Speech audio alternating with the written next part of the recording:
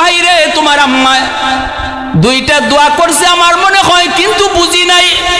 তুমি যখন তুলে তুলে খাওয়াও তখন আমি শুনতে পেয়েছি কানে কানে কি যেন বিড় করে একটু কইল।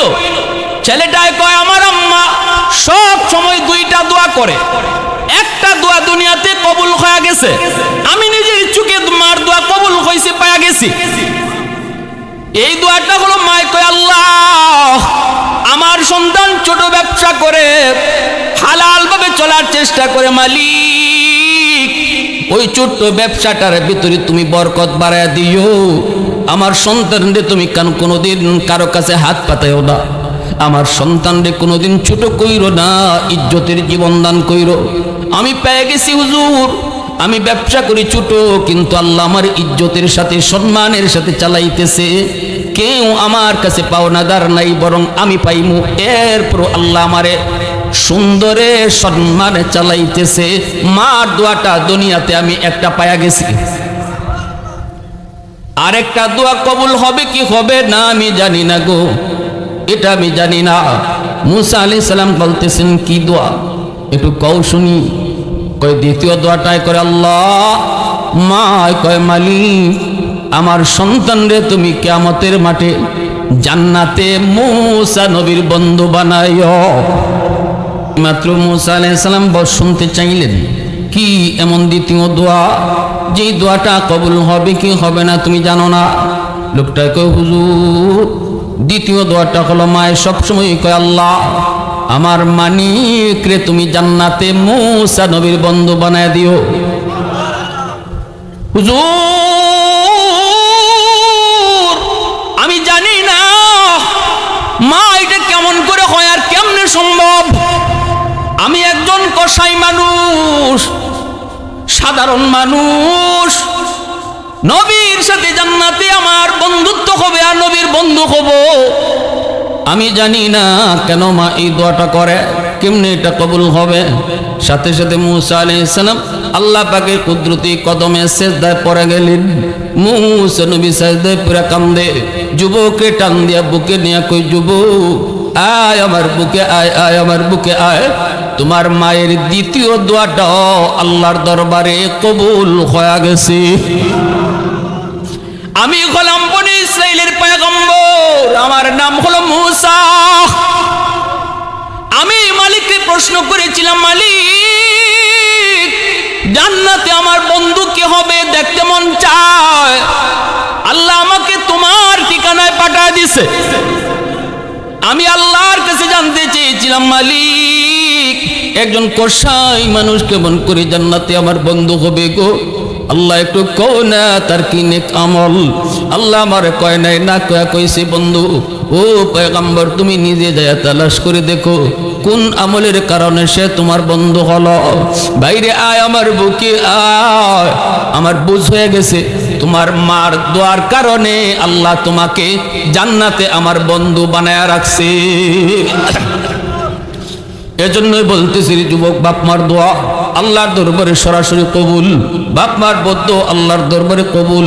সালাসাতুন দাওয়াতুম মুস্তাজাবাতুন লা শাক্কা ফিহি দাওয়াতুল মাজলুম ওয়া দাওয়াতুল মুসাফির ওয়া দাওয়াতুল ওয়ালিদ আলা ওয়ালাদিহি। রাসূল বলেন তিন ব্যক্তির দোয়া বদদোয়া সরাসরি আল্লাহর কাছে কবুল, দোয়া করলেও কবুল বদদোয়া দিলেও কবুল। এক হলো মজলুমের দোয়া বদদোয়া, সমাজের ভিতরে যারা দুর্বল ওই দুর্বল মানুষের বদদোয়া এটা আল্লাহর দরবারে কবুল হয়ে যায়। সমাজের মানুষ এক শ্রেণীর মানুষ আছে সবল, আর এক শ্রেণীর মানুষ আছে দুর্বল। এক ধরনের মানুষ আছে সমাজে গোষ্ঠী অনেক বড়, টাকা পয়সাও তার বেশি, আর এক শ্রেণীর মানুষ আছে তার গোষ্ঠীও ছোট, টাকা পয়সাও নাই। এই কারণে যদি কোনো সবল মানুষ দুর্বল মানুষটার উপরে জুলুম করে, অন্যায়ভাবে তারে গালি দেয়, অন্যায়ভাবে তারে মারে, অন্যায়ভাবে তার জমি দখল করে, আর দুর্বল মানুষটাই যদি কারো কাছে বিচার দিয়ে বিচার পায় না, তখন রাসূল কয় ওই দুর্বলে আহ কয়ে যখন আল্লাহর আদালতে মামলা বসায় দেয়, রাসূল কয় মামলা বসাইতে দেরি, আল্লাহর আদালতে মামলা গ্রান্টেড হতে দেরি হয় না। বাবা যখন আমার নবীর কাছে হাজির, আয়েশা দেখে ছেলে আগেই নবীর কাছে আয়েশা বৈশা বৈশা নবীর কাছে কোনো কিছু অভিযোগ দিয়েছে। আল্লাহর নবী রহমতের নবী বলতেছেন, তোমার সন্তান তোমার বিরুদ্ধে অভিযোগ দিয়েছে, সম্পদ নাকি তুমি বিভিন্ন জনরে দিয়া দাও। কথাগুলা শুনমু, পরে জবাবও তুমি দিবা, শুনমু আমি। কিন্তু এর আগে আমারে তোমার কলিজায় এমন কোন ব্যথাটা আছে যে ব্যথা তুমি দুনিয়ার কাউরে শোনাও নাই, কও নাই, শুধু আল্লাহ জানে, তুমি জানো। ওই ব্যথাটা তুমি আমাকে শোনাও। এই কথা বলতেই বাবা তখন হাওমাও করে কান্না শুরু করলো, চোখ থেকে দর দর করে পানি পড়ে। বাবাই বলতেছে, নবী গো, আমি চাই নাই কারো কাছে কোনোদিন এই ব্যথাটা বলবো, কিন্তু যেহেতু আমার মালিক আপনারে জানায় দিছেন, তাহলে বলতে হয় গো নবী। ওগো নবী, আপনি আমার সন্তানটি জিগান, আমার সন্তানে আমার সাথে কেমন আচরণ করতেছে। আমি বাবা হিসাবে না, শুধু প্রতিবেশী যদি কোনো মানুষ হয়, প্রতিবেশীর আচরণটাও আমি তার কাছ থেকে পাই কিনা একটু জিগান। ওগো নবীজি, এই কথাটাও জিগান, আমি সম্পদ কারে দিছি? আমি কি খেলার মাঠও দিছিনি? আমি কি কোনো মদ কুররে মদ খাইতে টাকা দিছিনি? আমি কি কোনো গাঞ্জা কুররে গাঞ্জা খাইতে টাকা দিছিনি? আমি যদি টাকা পয়সা দেই তবে তার অভাবী ফুফুরে দিছি। আমি যদি কাউকে সাহায্য করি তাহলে সেই সাহায্যের মানুষটা সমাজের একজন অসহায় মানুষ। আমি যদি কাউকে সহযোগিতা করি তার খালা অভাবী তারে দিছি। নবী গো, অভিযোগ আপনার কাছে করছে, বাকি তারে জিগান আমার সাথে কেমন আচরণ করে, কেমন আচরণ করে। এই কথা বইলেই বাবা যখন কান্না শুরু করলো, আমার নবী রহমতের নবী আর কোনো কথা শুনলেন না, সাথে সাথে যুবকের কলারের মধ্যে যায় ধরলেন। ওই যুবকের কলারের মধ্যে দুইটা রসুল কয়, আন্তা ওয়া মালুকা লি আবিকা, আন্তা ওয়া মালুকা লি আবিকা। কোনো অভিযোগ বাপমার বিরুদ্ধে চলবে না, তুমি এবং তোমার সম্পদ ও তোমার বাবা মালিক। একটু আওয়াজ দেয়া কও না সুবহানাল্লাহ, আর একটু জোরে কও না সুবহানাল্লাহ। প্রশংসা করব কার? আর একটু জোরে মালিকের নাম কার? আহাদুন লাইসা কামিসলিক সামাদুন লাইসা কাফাদলিক লিমানিল মুলকু তুগুই তো সাজাওয়ার খুদাই, তো খুদাওয়ান্দ ইয়ামিনি তো খুদাওয়ান্দ ইয়াসারি, তো খুদাওয়ান্দ জামিনি তো খুদাওয়ান্দ সামাই, তো রাহিমি তো করিমি তো সামিঈ তো বসিরি, তো মুইজ্জি তো মুদিল্লি তো মালিকিল আরশি বজাই। বরি আজ খুরদন ও খুফতন, বরি আজ তোহমতে মরদন, বরি আজ বেউমিদি, বরি আজ রঞ্জ বালাই। মুসলমানের আওয়াজে কও আল্লাহু আকবার। তাহলে সন্তান বাপমার বিরুদ্ধে নালিশ করার কোনো সুযোগ নাই। নালিশ যদি করতে হবে কার আদালতে? আল্লাহ। কার? জোরে বলেন কার? আরো জোরে বলেন কার? দুনিয়ার জমিনে কোনো সন্তান বাপ মার সাথে খারাপ আচরণ করার কোনো সুযোগ ইসলামে দেয় নাই, কোনো সুযোগ ইসলামে দেয় নাই। সাহাবী আয়েশা কই, নবী গো, ওগো নবীজি, আমার মা আমাকে শিশুকালে যেই আমার সাথে আচরণ করছেন, আমার খেদমত যেইভাবে করছেন, এইভাবে বুড়া বয়সে আমার মারে আমিও এরকম খেদমত করতেছি। রসুল বলতেছেন কি রকম একটু শোনাও। সাহাবী বলতেছেন, যেমন আমি বিছানায় পইরা থাকতাম, মা আমাকে কুলে উঠে খাওয়াইতেন, কুলে তুলে তুলে খাওয়াইতেন। আজ আমিও আমার বুড়া মাকে নিজের হাতে তুলায় তুলায় খাওয়াই। ওগো নবীজি, আমি যদি বিছানায় পসরা পায়খানা করেছি, আমার মা কাউকে দিয়া পরিষ্কার করায় নাই, নিজের হাতে পরিষ্কার করেছি। আজ আমার মা বৃদ্ধা বিছানায় পড়ে আছেন, আমার মা যদি বিছানায় পসরা পায়খানা করে, আমিও আমার এই কামটা কাউরে দিয়া করাই না, সন্তান হিসেবে নিজের হাতে করি। আল্লাহু আকবার। জোরে কও। গোসল বলেন, তেল বলেন, যত যা কিছু মা শিশুকালে করলো, শীতের দিনে মা আমাকে নিয়ে যেইভাবে সকালবেলা শীতের রোদে শুকাইতো, আজ আমি আমার মাকেও এরকম কুলে নিয়া শীতের দিনের সকালবেলা রোদটাও আমি পোহাই। অর্থাৎ কোনো দিক দিয়ে আমি কম না, মা যা করছে তাই করতেছি। ওগো নবীজি, এখন শুনতে মন চায়, আমার বদলা হইছে নি, মার ঋণ শোধ হইছে নি। আল্লাহ নবীকে সম্ভব হয় নাই, আসমান জমিন এখনো তফাৎ। আল্লাহু আকবার। জোরে কর। সাহাবী জিজ্ঞেস করতে চান, নবী গো, ওগো নবীজি, কেন আমি তো সমানে সমানে বদলা নিতেছি, সমানে সমানে খেদমত করতেছি, কেন হবে না? রাসূল বলতেছেন এক কারণে হবে না। কারণটা হলো যেদিন তোমার মা তোমার প্রস্রাব পায়খানা নিজের হাতে পরিষ্কার করেছে, ওই দিন তোমার মার মনের মধ্যে একটা দোয়া ছিল, দোয়া হাতে ছিল তোমার পায়খানা, কিন্তু দিলের ভিতরে ছিল আনন্দ আর কইতেছিল আল্লাহ আমার মানিকরে তুমি লম্বা হায়াত দিও, আল্লাহ আমার সন্তান রে তুমি অলি বানায়ো, আমার সন্তান রে তুমি দরবেশ বানায়ো। লম্বা লম্বা হায়াতের দোয়া ছিল সেই দিন তোমার মার অন্তরে। আজকে তুমি মার খেদমত ঠিকই করো, পায়খানা পরিষ্কার করো ঠিক, কিন্তু মার লম্বা হায়াতের দোয়া নাই। তোমার মনের ভিতরে হলো এই কষ্ট আর কয়দিন করব, কয়দিনই মার দুনিয়াতে বাঁচবে, কিছুদিনের ভিতরে হয়তো মা চলে যাবে। তোমার দিলের ভিতরে হলো মা দুনিয়া থেকে তাড়াতাড়ি বিদায় হওয়ার, আর তোমার মার কলিজায় ছিল তোমার লম্বা হায়াতের দোয়া, যার কারণে দুই খেদমতের ভিতরে আকাশ পাতাল তফাৎ হয়ে গেছে, আকাশ পাতাল তফাৎ হয়ে গেছে। বাইরা বন্ধুরা জন্য বলতেছিলাম রে যুবক, আমার নবী রহমতের নবী পরিষ্কার জানাই দিয়েছেন রাদার রব্বি ফি রাদাল ওয়ালিদাইন ওয়া সাখাতুর রব্বি ফি সাখাতিল ওয়ালিদাইন। যেই সন্তানের উপরে তার বাপ মা রাজি, তার উপরে আল্লাহ রাজি। যেই সন্তানের উপরে বাপ মা নারাজ, আল্লাহ তার উপরে নারাজ। বাপ মারে খুশি কইরা আল্লাহরে খুশি করতে হয়, বাপ মারে নারাজ কইরা আল্লাহরে কখনো খুশি করা যায়? আওয়াজ আসতে কেন, জোরে বলেন। তাম দুনিয়ার সমস্ত মানুষ তোমার উপরে খুশি, চেয়ারম্যান খুশি, মেম্বার খুশি, সমাজের সব মানুষ খুশি, কিন্তু মা নারাজ, বাবা নারাজ। আল্লাহ নবী রহমতের নবী বলেন তাম দুনিয়ার সব মানুষ যদিও তোমার উপরে খুশি থাকে, বাপ মা যদি খুশি না থাকে, আল্লাহ তোমার উপরে খুশি না, আল্লাহ তোমার উপরে নারাজ। অতএব আল্লাহকে যদি খুশি করতে হয় তাহলে বাপ মারে খুশি করার মাধ্যমেই আল্লাহরে খুশি করতে হয়। বাপ মা খুশি থাকলে দুনিয়ার এক নম্বর ফায়দা, দুনিয়ার হায়াতের ভিতরে আল্লাহ তোমার বরকত বাড়ায় দিবে। কাটা ফরবার কথা তোমার মাথার উপরে, বাপ মার দোয়া যদি পিছনে থাকে। এ যুবক একটু দিলটা নরম করে শোনো, এক নম্বর ফায়দা হলো হায়াতের ভিতরে আল্লাহ বরকত বাড়ায় দিবে। বিপদ ছিল তোমার অ্যাক্সিডেন্ট হইয়া ফাও ভাঙত, পিছনে যদি মার দোয়া বাবার দোয়া থাকে রে যুবক, আল্লাহ পাক কুদরতি ভাবে তোমার অ্যাক্সিডেন্ট থেকে বাঁচাইয়া দিব। ব্যবসার ভিতরে বরকত, রিজিকের ভিতরে বরকত। যদি মা বাবা পিছনে দোয়া থাকে আল্লাহ পাক তোমার রিজিকে বরকত বাড়ায় দিবে। আর যদি বাপ মার দোয়া না থাকে, ব্যবসা তুমি অনেক বড় করতে পারো, বরকত তুমি পাইবা না।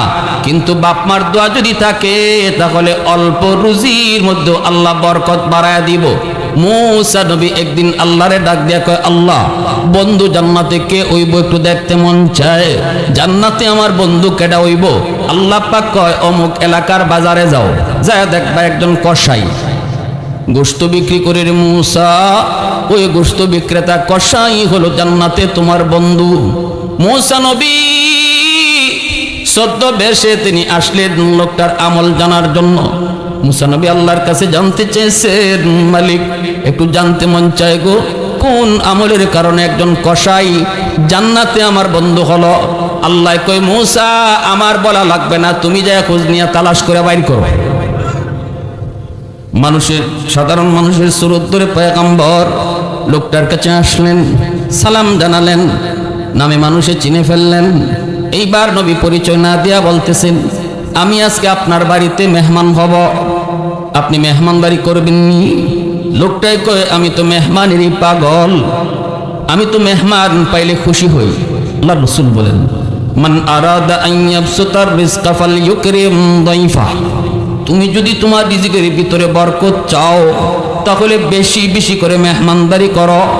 রাসূল বুঝাইলেন, মেহমান যদি আসে খায় থাকে, কমায় না, রাসূল কয় বাড়ায়। তাহলে আমারটা ঠিক না নবীরটা ঠিক? আমারটা ঠিক না রাসূলেরটা ঠিক? আমি দেখতেছি কমে, রাসূল কয় বাড়ে। মেহমান আইলে কমে না বাড়ে? বাড়ে। ওই লোকটারে নিয়ে মুসা নবী তার বাড়িতে গেলেন, যায় দেখেন লোকটা ঘরে ঢুকছে, হাতের মধ্যে যে খাবার নিয়ে ঢুকছে এই খাবারটা লইয়া বউয়ের রুমেও গেল না, সন্তানের কাছেও গেল না। একটা ছোট্ট যে ঘরটা আছে এই ঘরটার ভিতরে যে ঢুকলো, ঢুককেই পালঙের মধ্যে একটা কবুতরের বাচ্চার মতো একজন বুড়া মহিলা বিছনাত ফিরে রইছে, গিয়া ওই মা কইয়া জড়ায়া দইরা কুলের মধ্যে তুলিয়া হাতের যে খাওয়ান ছিল এই খাওয়ানটা তুলাইয়া তুলাইয়া মারে খাওয়াইতেছে। মুসা আলাইহিস সালাম দেখতেছেন ছোট ছোট দুইটা বাচ্চা সারা দিন যাবত কিছু খায় নাই, বাবার দুই পাশে আইসা বাবার কোমরে দইরা কইতেছে, আব্বু পেটের খোদায় আর বাঁচি না গো, ও বাবা তাড়াতাড়ি খানা দাও। কিন্তু বাবা সন্তানের মাথার মধ্যে হাত বুলায়া কয়, বাজান রে একটু সবর করো, আগে তোমাদের দাদুরে আমি খানা খাওয়ায়া নেই।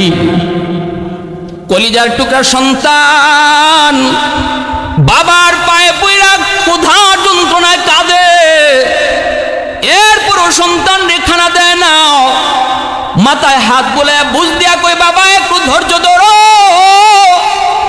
আগে তোমার দাদুরে খানা খাওয়ায় নেই। মারে খানা খাওয়াইতেছে আর বাচ্চাগুলা বাবার পায়ের পাশে পইরা ক্ষুধার যন্ত্রণায় কান্দে। আজকে আমি আপনি বাজার থেকে খানা লইয়া গিয়া বোর কাছে আগে দেই, কিছু নিয়ে গেলে পরে সন্তানের হাতে আগে দেই, অথচ এই সন্তানের হাতে না দিয়া যদি মার হাতে আগে দিতাই রে যুবক, মা কিন্তু এই খানাটা নিজে খাইতো না, বরং তোমার সন্তান নেই আগে খাওয়াইতো। মায় কইতো আমার নাতি কইরে, মায় কইতো আমার নাতিন কইরে, দাদি কোনোদিন দাদায় কোনোদিন নাতি নশা ফালায় খায় না। কিন্তু তুমি ভুল করেছো, ভুল করেছো, মার হাতে বাবার হাতে না দেওয়ার কারণে মার চোখ দিয়ে যদি এক ফোঁটা পানি বের হয়, মা যদি কষ্ট পায় কই, মালিক জীবনে যতদিন আমার স্বামী কোনো কিছু খানা নিয়ে আসছে আমার সন্তানের হাতেই আগে দিছে, সন্তান রে না ফলায় কোনো খানা খাইছি না। কমলা যদি কোনোদিন নিয়ে আসছেন এই কমলা চলে আমার সন্তান রে আগে খাওয়াইছি। আজকে আমার সন্তান শীতের দিনের কমলা নিয়ে আয়, এই কমলা বউর হাতে দেয়, বউয়ে বাচ্চা নিয়ে খায়, অথচ আমরা পুরা দুইটা মানুষ, একটা কমলা দিল না, কমলার গ্রানটা শুধু নাকে আসলো গো, আমার সন্তান তো আমার হাতেও দিতে পারতো, আমি তো কমলাটা চলে চলে আমার নাতিনও সারে দিতাম। এই কথা কয়া যদি চোখের এক ফোঁটা পানি ফালায় দেয় রে যুবক, এই পানির ফুটাটা জমিন বরদাস্ত করে না, এই পানির ফুটাটা আল্লাহর আদালতের ফাইলে গিয়া জমা হয়ে যায়। দুনিয়ার মামলা বড় সহজ, আল্লাহর আদালতের মামলা বড় কঠিন। দুনিয়ার আদালতের জজকে টাকা দিয়া ম্যানেজ করা যায়, দুনিয়ার আদালতে উকিল ধরা যায়, দুনিয়ার আদালতে মামলা নিজের পক্ষে নেওয়া নয়, দুনিয়ার আদালতে এমপি দিয়া ফোন দেওয়ানো যায়, দুনিয়ার আদালতে মন্ত্রী দিয়া ফোন দেওয়ানো যায়। কিন্তু আল্লাহর আদালতে যদি বাপ মার কোনো মামলা থাকে সন্তানের বিরুদ্ধে, ওই আদালতে আল্লাহকে ম্যানেজ করার মতো ক্ষমতা পৃথিবীর কারো আসেনি। আওয়াজ দিয়ে কেউ কারো আসেনি।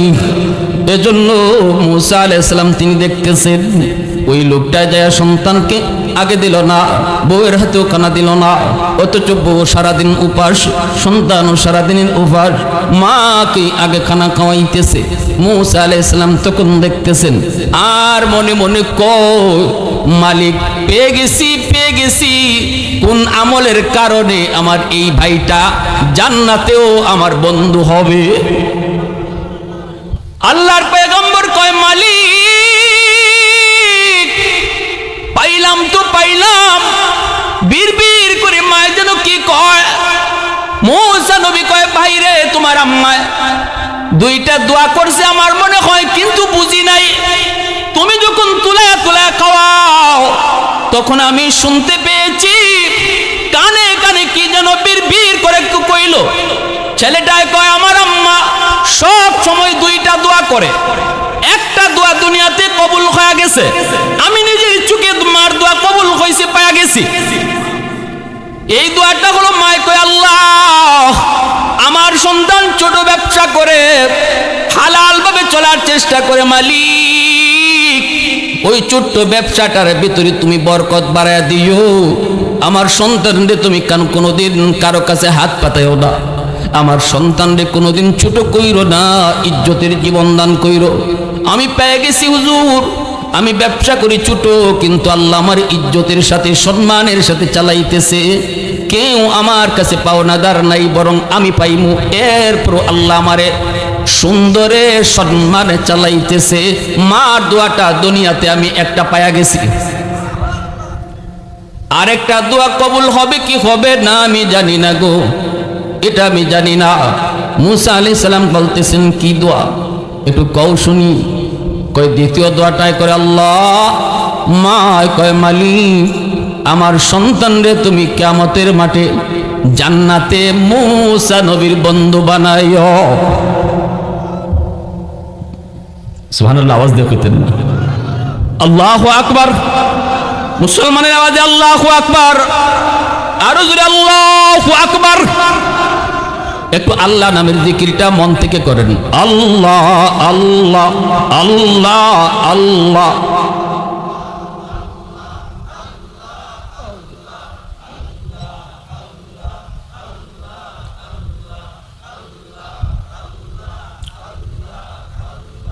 আল্লাহ আল্লাহ আল্লাহ আল্লাহ আল্লাহ আল্লাহ আল্লাহ আল্লাহ।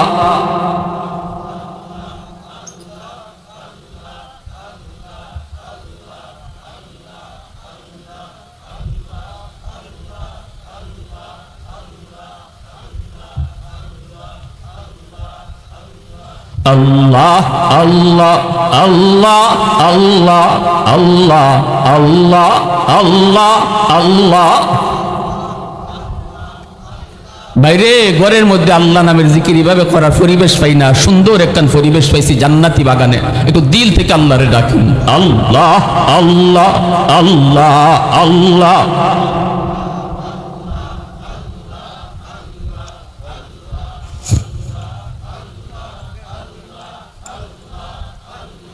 আল্লাহ আল্লাহ আল্লাহ আল্লাহ আল্লাহ আল্লাহ আল্লাহ আল্লাহ।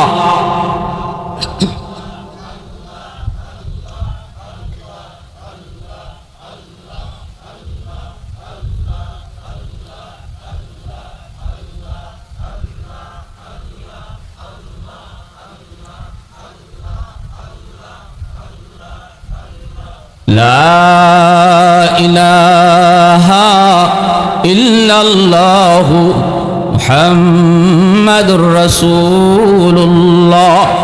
জোরে সোরে বলি সাল্লাল্লাহু আলাইহি ওয়াসাল্লাম। যেই মাত্র মুসা আলাইহিস সালাম শুনতে চাইলেন কি এমন দ্বিতীয় দোয়া, যেই দোয়াটা কবুল হবে কি হবে না তুমি জানো না। লোকটা কয় হুজুর দ্বিতীয় দোয়াটা হলো মায়ের সবসময় কয় আল্লাহ আমার মানিক রে তুমি জান্নাতে মুসা নবীর বন্ধু বানায় দিও। হুজুর আমি জানি না মা এটা কেমন করে হয় আর কেমনে সম্ভব। আমি একজন কসাই মানুষ, সাধারণ মানুষ, নবীর সাথে জান্নাতে আমার বন্ধুত্ব হবে আর নবীর বন্ধু হব। আমি জানি না কেন মা এই দোয়াটা করে, কেমনে এটা কবুল হবে। সাথে সাথে মুসা আলাইহিস সালাম আল্লাহ পাকের কুদরতি কদমে সিজদায় পড়ে গেলেন। মুসা নবী সিজদায় পড়ে কান্দে। যুবককে টান দিয়া বুকে নিয়ে কই যুবক আয় আমার বুকে আয়, আয় আমার বুকে আয়। তোমার মায়ের দ্বিতীয় দোয়াটাও আল্লাহর দরবারে কবুল হয়ে গেছে। আমি হলাম বনি ইসরাইলের পয়গম্বর, আমার নাম হলো মুসা। আমি মালিককে প্রশ্ন করেছিলাম মালিক জান্নাতে আমার বন্ধু কে হবে, দেখতে মন চায়। আল্লাহ আমাকে তোমার ঠিকানায় পাঠিয়ে দিয়েছে। আমি আল্লাহর কাছে জানতে চেয়েছিলাম মালিক একজন কসাই মানুষ কেমন করে জান্নাতে আমার বন্ধু হবে গো। আল্লাহ একটু কও না তার কি নেক আমল।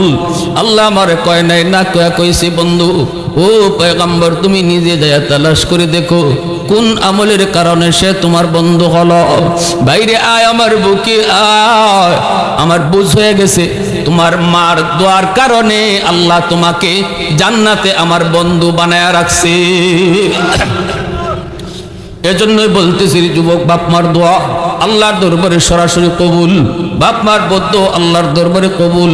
সালাসাতুন দাওয়াতুম মুস্তাজাবাতুন লা শাক্কা ফিহ, দাওয়াতুল মাজলুম ওয়া দাওয়াতুল মুসাফির ওয়া দাওয়াতুল ওয়ালিদ আলা ওয়ালাদিহি। রাসূল বলেন, তিন ব্যক্তির দোয়া বদদোয়া সরাসরি আল্লাহর কাছে কবুল। দোয়া করলেও কবুল, বদদোয়া দিলেও কবুল। এক হলো মজলুমের দোয়া বদদোয়া, সমাজের ভিতরে যারা দুর্বল, ওই দুর্বল মানুষের বদদোয়া এটা আল্লাহর দরবারে কবুল হয়ে যায়। সমাজের মানুষ, এক শ্রেণীর মানুষ আছে সবল, আর এক শ্রেণীর মানুষ আছে দুর্বল। এক ধরনের মানুষ আছে সমাজে গোষ্ঠী অনেক বড়, টাকা পয়সাও তার বেশি। আর এক শ্রেণীর মানুষ আছে তার গোষ্ঠীও ছোট, টাকা পয়সাও নাই। এই কারণে যদি কোনো সবল মানুষ দুর্বল মানুষটার উপরে জুলুম করে, অন্যায়ভাবে তারে গালি দেয়, অন্যায়ভাবে তারে মারে, অন্যায়ভাবে তার জমি দখল করে, আর দুর্বল মানুষটাই যদি কারো কাছে বিচার দিয়ে বিচার পায় না, তখন রাসূল কয় ওই দুর্বলে আহ কয়ে যখন আল্লাহর আদালতে মামলা বসায় দেয়, রাসূল কয় মামলা বসাইতে দেরি, আল্লাহর আদালতে মামলা গ্রান্টেড হতে দেরি হয় না। ও মালিক, চেয়ারম্যানের কাছে বিচার পাই নাই, মেম্বারের কাছেও বিচার পাই নাই, এরা কেউ আমার পক্ষে কথা কয় না। কারণ হলো আমি দুর্বল, আমার সাথে কেউ নাই, শুধু তুমি ছাড়া। আল্লাহ, আমি তোমার দরবারে বিচার বসাইলাম। রাসূল কয় এই বিচার কইতে দেরি, আল্লাহর আদালতে গ্রহণ হতে দেরি হয় না। ঠিক তেমনি ভাবে মুসাফিরের দোয়া বদদোয়া, মুসাফির যদি তোমার কাছ থেকে কোনো কষ্ট পায়, রাসূল কয় মুসাফিরে আহ কইলো আল্লাহর দরবারে কবুল। আর যদি কোনো মুসাফির তোমার কোনো আচরণে তোমার কাছ থেকে কোনোদিন শান্তি পায়, অন্তর থেকে যদি দোয়া দেয়, এই দোয়াটাও আল্লাহর দরবারে সরাসরি কবুল। 3 নম্বরে রাসূল বলেন বাপ মার দোয়া বদদোয়া। বাপ মা যদি সন্তানের উপরে খুশি থাকে, সন্তানের আচরণে যদি মার মন খুশি হয়, বাবার মন সন্তানের আচরণে খুশি হয়, হাত উঠে দোয়া করতে হয় না। যুবক, বাপ মা হাত উঠে দোয়া করা লাগে না। যখন বাপ মার দিলটা সন্তানের উপরে খুশি থাকে, তখন অটো 24 ঘন্টা দোয়া বাইরেতে থাকে। আসমানি জমিনে বিপদ আল্লাহ তোমার উপর থেকে কেটে দিবে। 2 নম্বর হলো আল্লাহ পাক তোমার রিজিকের ভিতরে বরকত বাড়ায়া দিবে, রিজিকের ভিতরে বরকত বাড়ায়া দিবে। 3 নম্বর হলো আল্লাহ পাক তোমার সম্মান বাড়াইতে থাকবে, সম্মানের চেয়ারে আল্লাহ বসাইবে। 4 নম্বর ফায়দা হলো যেই সন্তানের উপরে বাপ মার দোয়া থাকে, এই সন্তানকে আল্লাহ পাক মক্কা মদিনা দেখায়া নেয়। কেন? কারণ হলো সন্তান যখন বাপ মার চেহারার দিকে নজর করে, রাসূল বলেন প্রতি নজরে নজরে কবুল হজের সওয়াব আল্লাহ দান করে।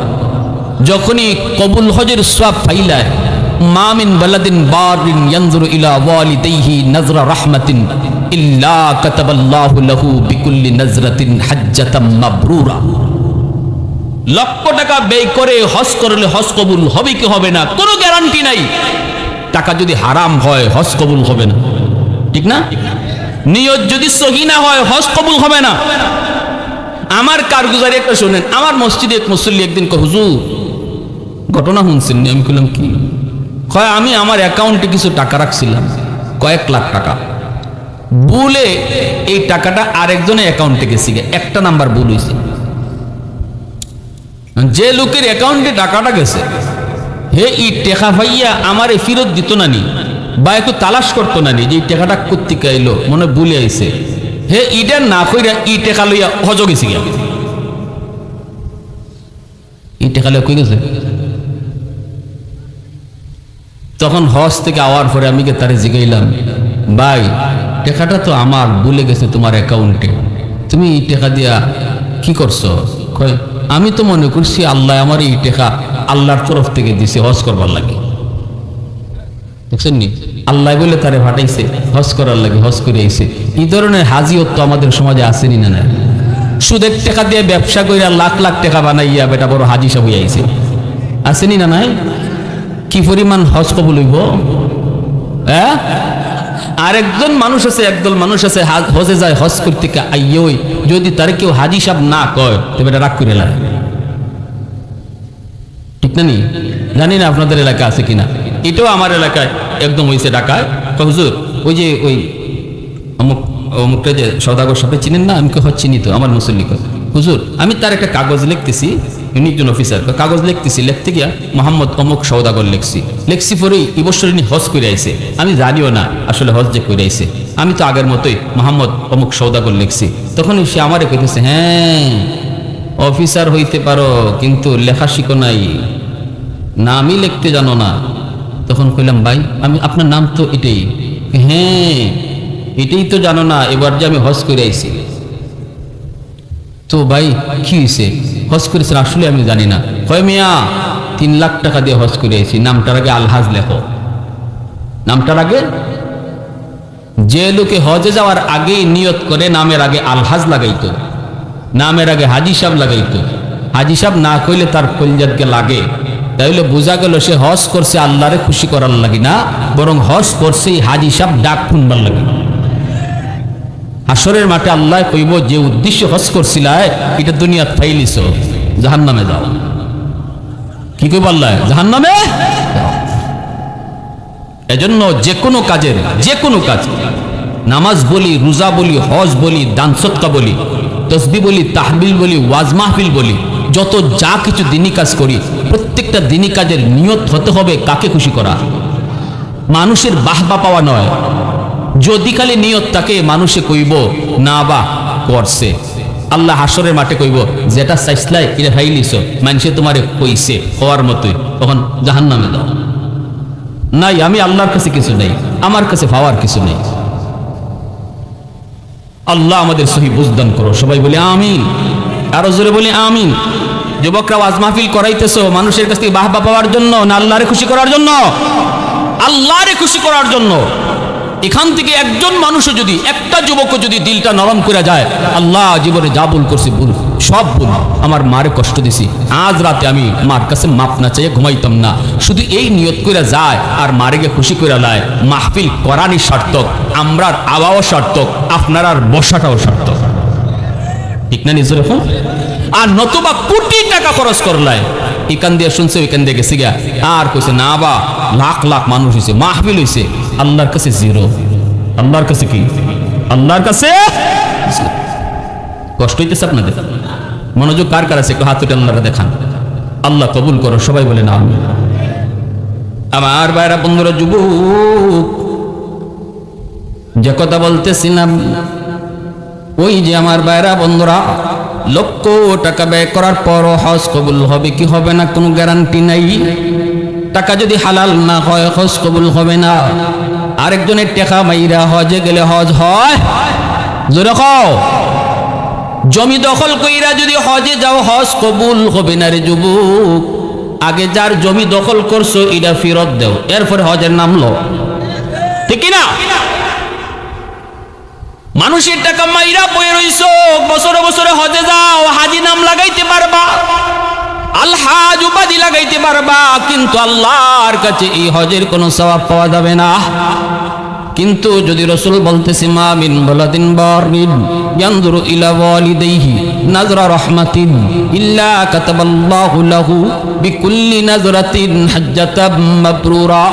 রাসূল বলতেছেন কোন সন্তান যদি মার দিকে বাবার দিকে মায়ার নজরে তাকায়, মার সাথে গল্প করে, বাবার সাথে সংসারের পরামর্শ করে, বাবা যদি কিছু কয় রাগ করে না, ধমক দেয়া কথা কয় না, মার সাথে চোখ লাল করে না, এ যুবক একটু মনে কইরো শিশুকালে তুমি আমিও এমন অসহায় ছিলাম, তোমার আমার পকেটেও টাকা ছিল না, পকেটে টাকা ছিল বাবার, যতগুলা আবদার আমি তুমি করেছি সবগুলি আবদার বাবাই পূরণ করছে।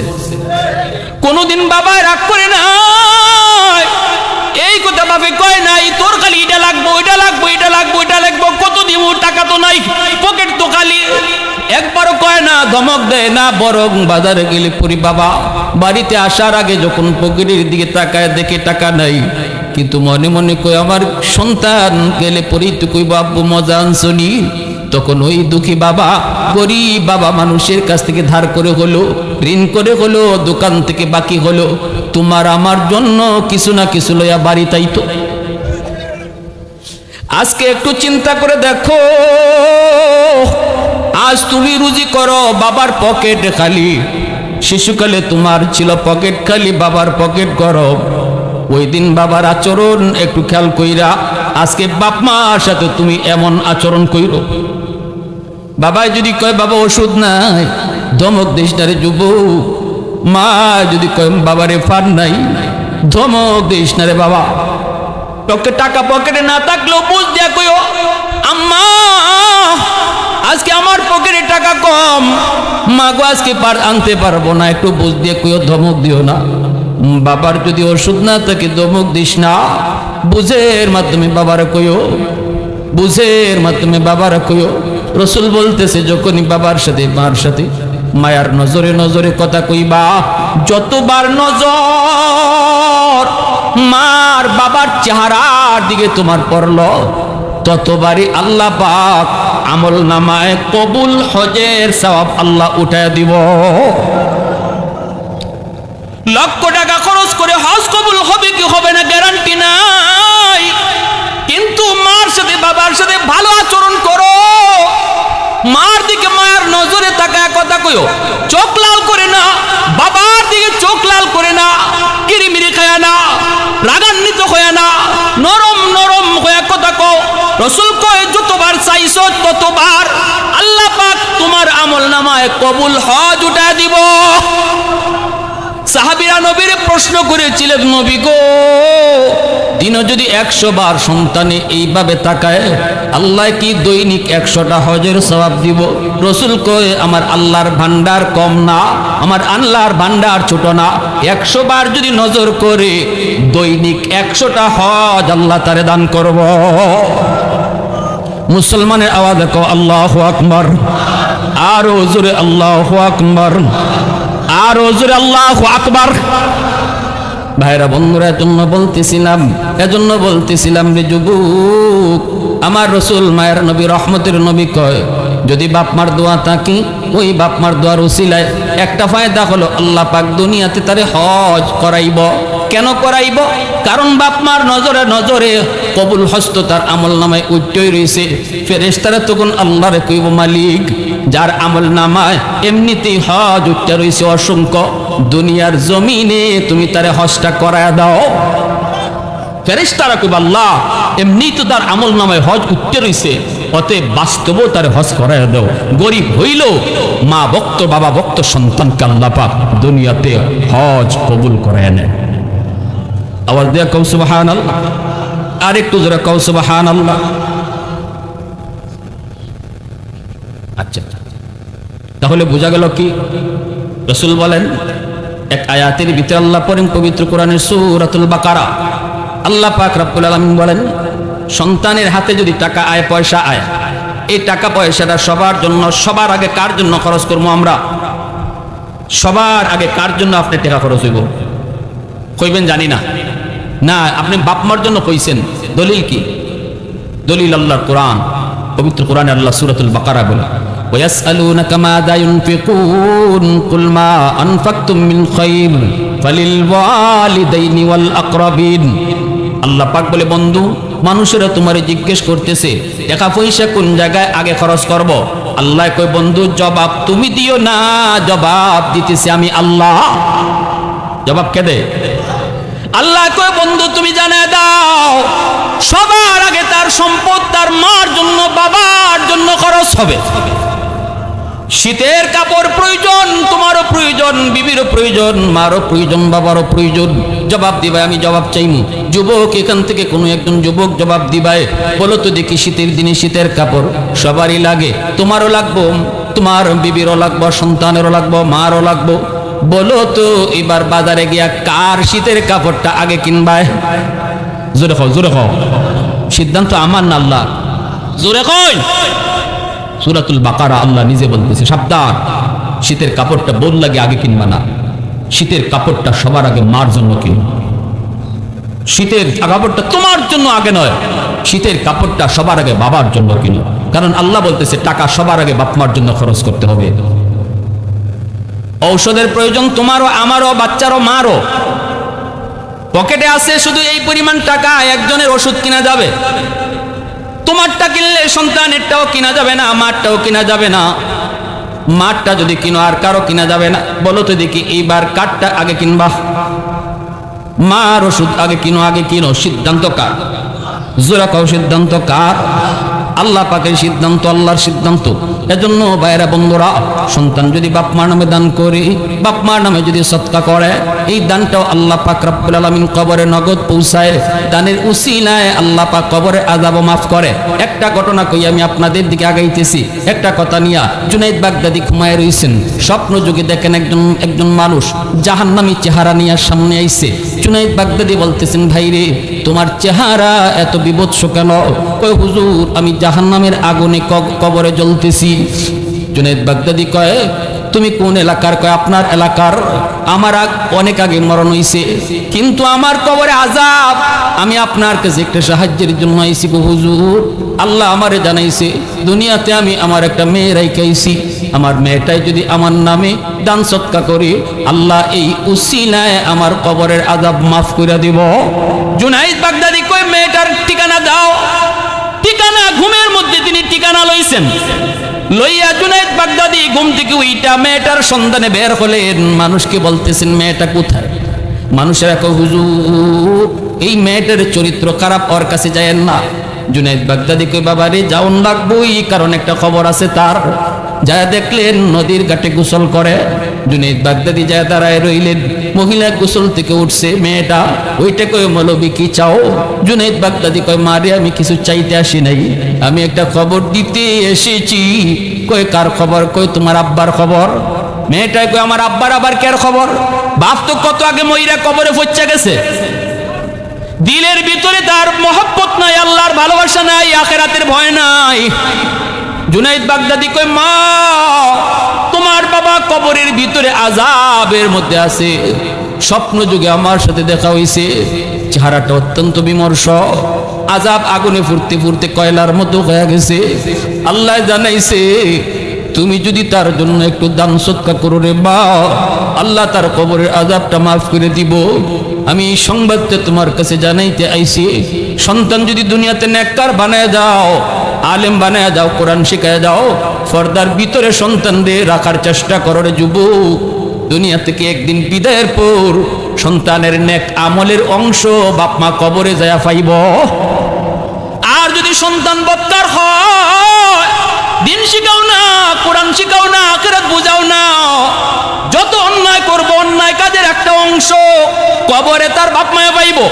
আমার নিজের চোখে দেখা সন্তান যদি দিনদার হয়, আল্লাহওয়ালা হয়, বাবার কবরের পাশে গিয়া কোরআন পড়ে, কিন্তু সন্তান যদি দিন না বুঝে কবরের পাশ দিয়া গান গাইয়া জায়গা, দিলের ভিতরে একটু ভয় লাগে না? কেমন সন্তান বানায় যেতেছে, একটু চিন্তা করে দেখো।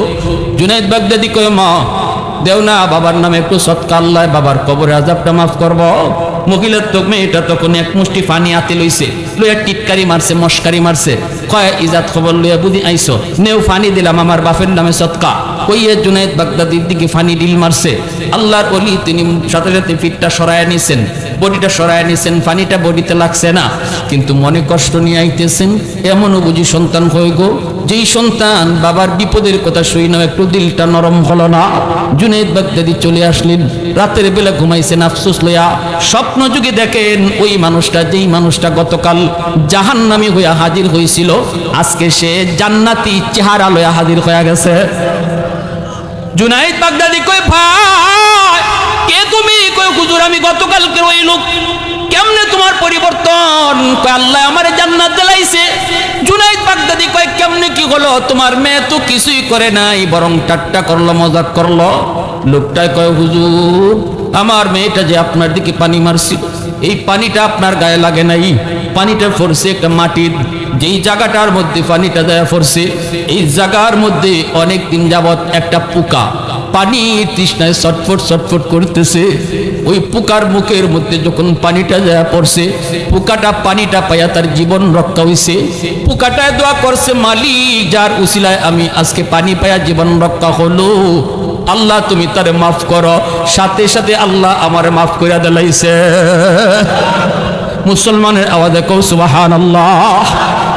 তাহলে বাপ মার নামে সাহায্য সহযোগিতা দান সদকা করলে বাপ মার লাভ হয়নি না হয় না? আরো জোরে কও, হয়নি না হয় না? যাদের বাপ মা আছে এরাও যদি বাপ মার নামে দান করে, আল্লাহ বাপ মারে সুস্থ রাখবো, নেক হায়াত বাড়াইবো, ব্রেনটা ঠিক রাখবো। যাদের বাপ মা দুনিয়াতে নাই, আমরা যদি আজকে মাহফিলে 2টা টাকা দেই, এই দানের খবরটাও আল্লাহ পাক বাপ মার কবরে পৌঁছাইবো।